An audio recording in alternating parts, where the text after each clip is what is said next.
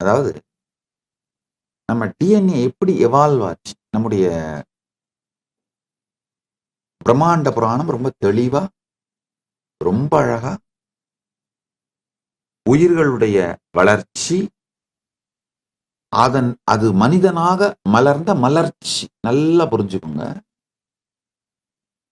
Charles டார்வினோட theory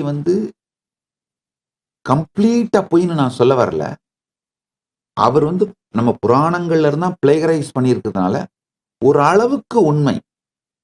அவர் எந்த அளவுக்குலாம் பிளேகரைஸ் பண்ணியிருக்காருன்னா, நம்ம தசாவதாரங்கள்லாம் அழகா காட்டுறாங்க பாருங்க. மீனாயிருந்து, மீன்ல இருந்து ஆமையாகி அந்த வளர்ச்சி. அதுதான் அப்படியே அழகா அவர் டார்வின் தியரியா பில்டு பண்றாரு. அவர் முழுக்க முழுக்க பொய்ன்னு நான் சொல்ல மாட்டேன். ஏன்னா புராணங்கள்ல தான் பிளகரைஸ் பண்ணியிருக்காரு. இதுல தான் எடுத்திருக்காரு. ஆனா ஒரு முக்கியமான பார்ட்டை மிஸ் பண்ணிட்டாங்க. இந்த டிரான்ஸ்லேஷன்ல மெஸ்அப் ஆயிடுச்சு. புரியாம அறகுறையா டிரான்ஸ்லேட் பண்ணா இப்படித்தான். அதே மாதிரிங்க, டெலிபிராம்டரே இருந்தா கூட நாம என்ன பேச போறோம்ன்றத முன்னாடியே உட்கார்ந்து ரிஹர்சல் பார்த்துட்டு வந்தாதான் டெலிபிராம்டரே இருந்தா கூட ஒழுங்கா பேச முடியும்.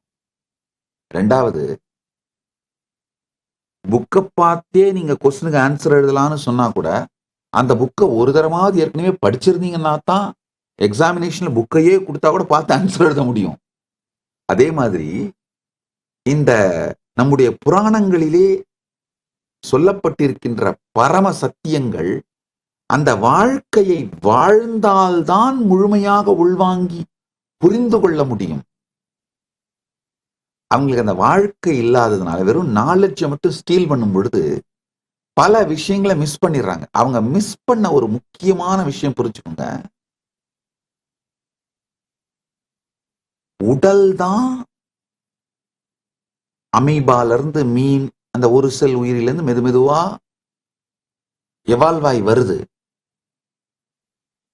ஆனா அந்த குரங்கிலிருந்து மனிதனா மாறுகின்ற அந்த நிலையிலே கான்சியஸ்னஸ் மேலிருந்து வருது. மேலிருந்து கான்சியஸ்னஸ் வருது. நல்லா புரிஞ்சுக்கோங்க. அந்த இடத்துல ஒரு மிகப்பெரிய ட்விஸ்ட் நடக்கும். எவால்வாய் வந்த உடம்புக்குள்ள சம்திங் மேலிருந்து எடுத்துட்டு வரப்பட்டது உள்ளே செலுத்தப்படுகிறது. நம்முடைய உடம்பும்